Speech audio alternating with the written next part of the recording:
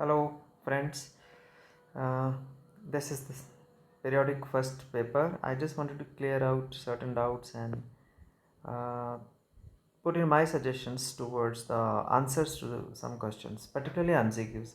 The first question, in case you have about animation industry as well as the digital media and animation, how animation is put to use in entertainment industry.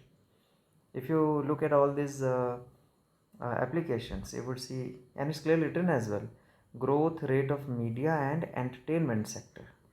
So it's not just about the animation, but how entertainment is done with the help of animation, digital media, that is.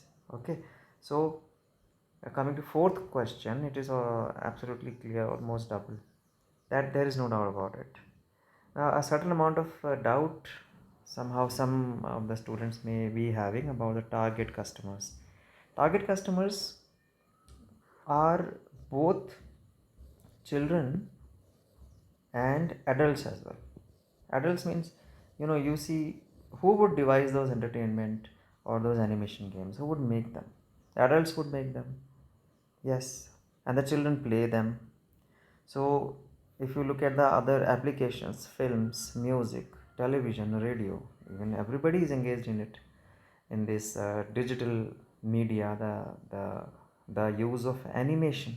The, of course, online gaming is among more prevalent among the adolescents and the children as well these days. The full form of CGI pretty clear, computer generated imagery. What can be the reason that online gaming is catching up fast with the young people? In particular reference to online gaming, this eighth question, what could be the answer? The answer is because it gives thrills within the comforts of home. That seems to be the right answer, of course. But then, isn't the first one as well right? They like to play animated characters. Why do you play animation games? Because you identify yourselves with those characters in the games, the online gaming. Online gamers know well about it. Like you are in search of a gold in a certain game, so the character is in search of some gold and earning some coins.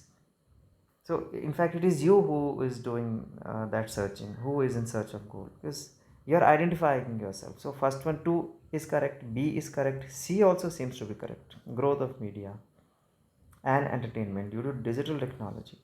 So all of the above is the correct answer. What should be the appropriate meaning of illusion? Pretty clear. It's B. Wrong perception of an experience. Here, 10th question, augment. Augment. The opposite of augment, that is a antonym. So it's either A or C. Both could be correct. In the marking scheme, B has wrongly been printed, though A or C, any one of them could be correct, the opposite, because actually the meaning of augment is making something great by adding to it. So B option is the synonym of augment, not the antonym. So the opposite of augment could be A or C. Now another bit of confusion, bit of debate could be ensued among some of us regarding this 11th question, the most appropriate title of the passage, following options. Now it's not just about growth of the animation industry. Had it been just about the growth, then why is a reference there in the passage? You could see in the of the years to come. What is the growth and the opportunities also? It will create great opportunities in the global industry. So in the years to come, what are the opportunities that are related to this particular sector of digital animation? So it's not just the growth, but the opportunities as well. So considering this, B seems to be the most appropriate.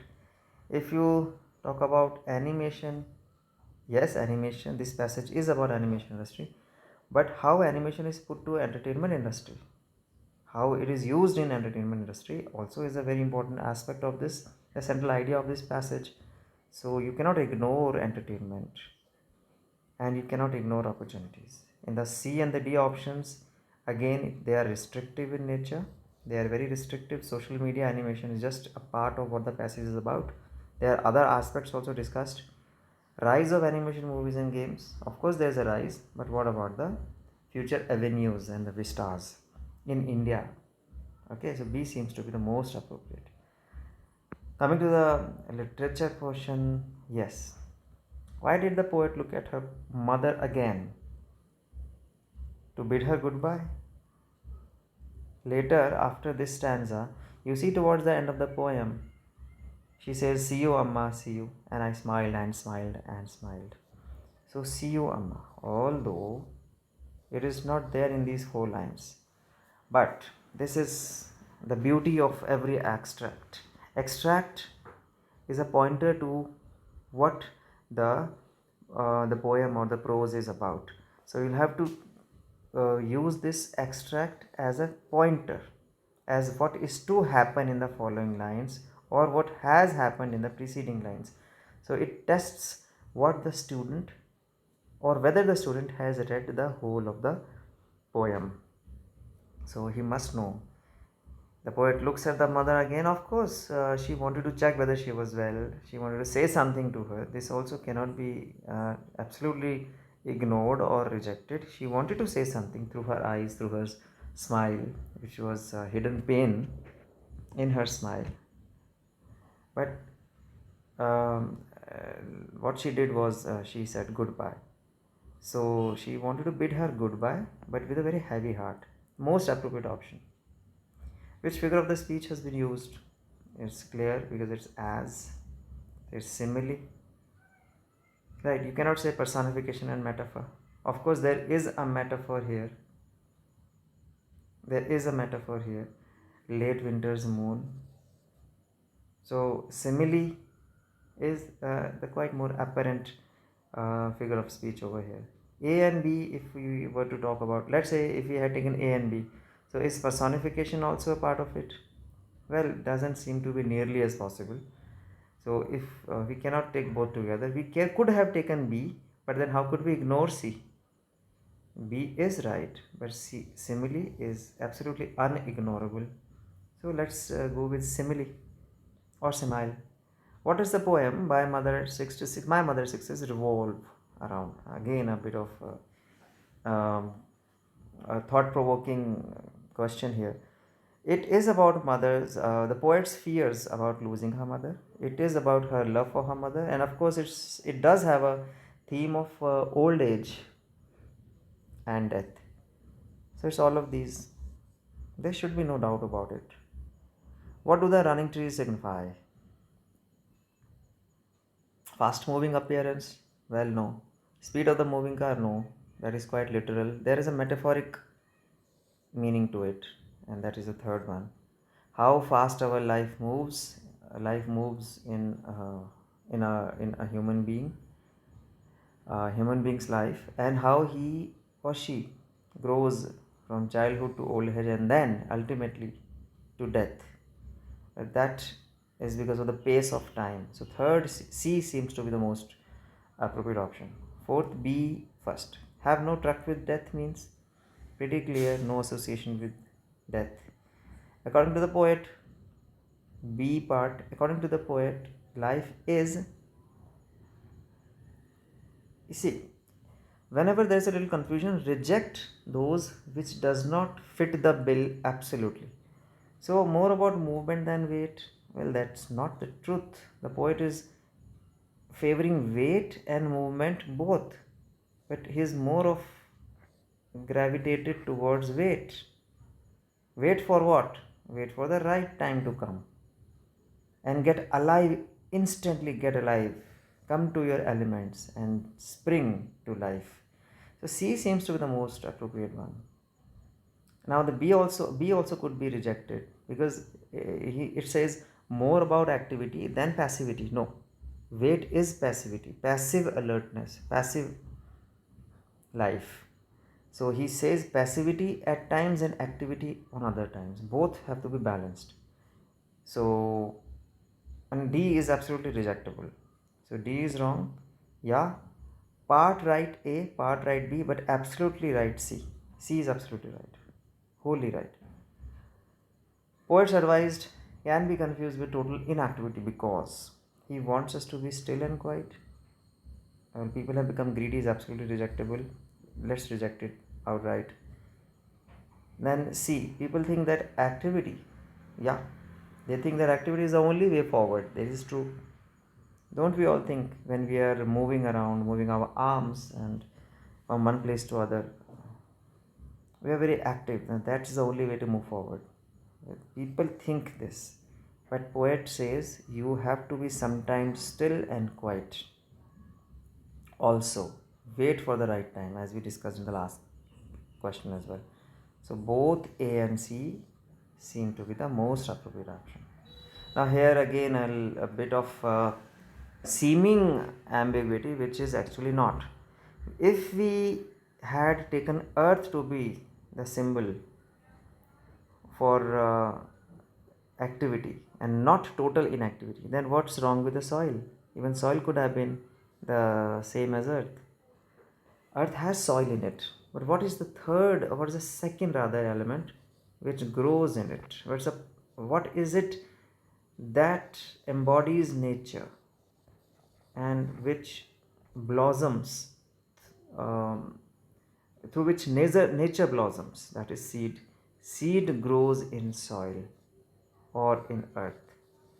So nature and earth could be the most appropriate one. Just earth won't do, just soil won't do, and sun, of course, sun cannot do in this ambush for the right choice. So last one. Franz listened carefully that day because he wanted to grasp everything, because that was the last day of Mr. M. Hamill. Rest all are just beating about the bush. They are making you go round to confuse you, but third is the most appropriate. Why does Franz call M. Hamill a poor man? Part 2, 5th A 2. Second question. Why does why does Franz call the teacher a poor man? Is it because he's getting low wages? No, not at all. Is it because he doesn't get any attention from the learners or the students? Not actually. He gets attention. Yes, Franz does not always attend, but there are children who attend to him. Um, because he was a very disciplined and hardworking. Well, just because he was a disciplined and hardworking teacher doesn't mean he's a poor man. He cannot have compassion. He had been disciplined and hardworking all through. Why didn't Franz call him a poor man then in his previous classes? Why only today? Because it's the last lesson and he can see the teacher wants to give his fullest. So suddenly he develops a compassion for the teacher. He develops a compassion for the teacher, a consideration. So third is the most appropriate one. Fifth A3, poor man wanted to give all that he knew before going away. M. Hamill had to leave because it's pretty clear. This is a factual question because an order from Berlin was put up on bulletin board. Whom did the teacher consider responsible for the last lesson's guilt and sadness? This is pretty clear. Teacher himself, parents, and the students. Now, these two questions, 5th A3, 5th A4, these two questions would be, their options would be done wrong by only those students who have not even flicked through the pages of the chapter, who have not even read the chapter, who don't know even the sequence of the story. So, for those students, it's a diagnostic, these are two diagnostic questions for those. Not a bit of confusion, not at all. So where did the narrator get the note? Yeah, this note. He gets it in his first day cover. Why could, now the second question, why could Sam not pursue his old business in 1894? Simply because psychiatrists were not needed in that peaceful era, because people were not even tense.